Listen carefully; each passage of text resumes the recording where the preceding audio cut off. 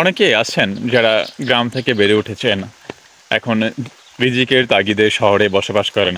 আসলে তারা সবসময় তার নিজস্ব গ্রামটাকে খুব পরিমাণে মিস করেন।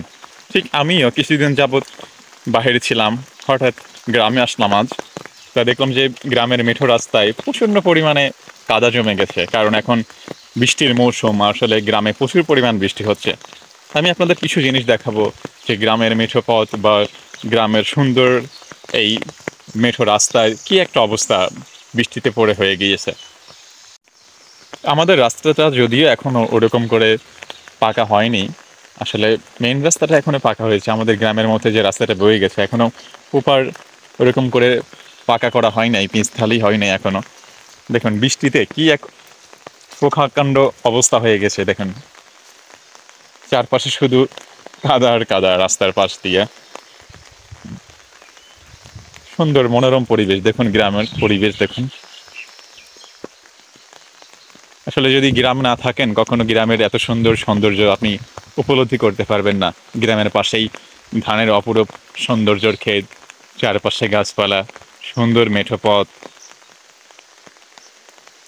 এজন্য আসলে কবিরা সবসময় গ্রামকে সর্বদা ভালোবেসেছেন, কারণ গ্রামের সৌন্দর্যের কাছে ভাই আপনাকে অবশ্যই হার মানতে হবে। কি সৌন্দর্য অপরূপ দেখুন গ্রামের পরিবেশ। আপনি আপনার রিজিকের তাগিদে গ্রাম থেকে যেখানেই থাকেন না কেন, আসলে প্রত্যেকটা মানুষের তার গ্রামের বা নারীর একটা অকৃত্রিম ভালোবাসা থেকে যায় সব সময়।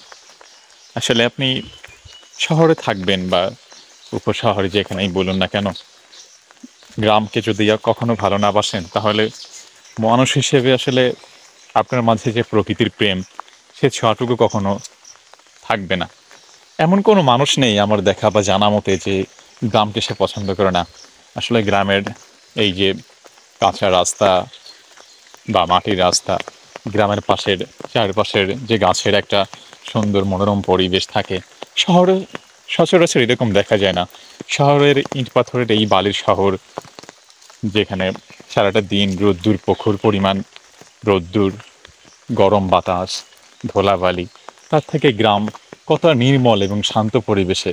গ্রামের গাছপালা, গ্রামের সাধারণ মানুষের জীবনযাপন আপনাকে কিছু কিছু কারণে খুব আকৃষ্ট করবে।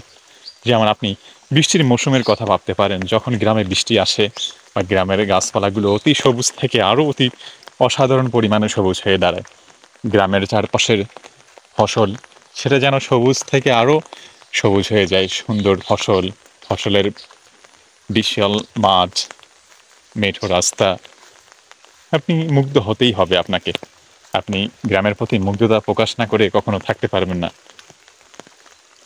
দোয়া রইল যারা গ্রাম ছেড়ে শহরে আছেন রিজিকের তাগিদে, সবার জন্য দোয়া ও শুভকামনা নিয়ে শেষ করছি আজকের ভিডিওটি।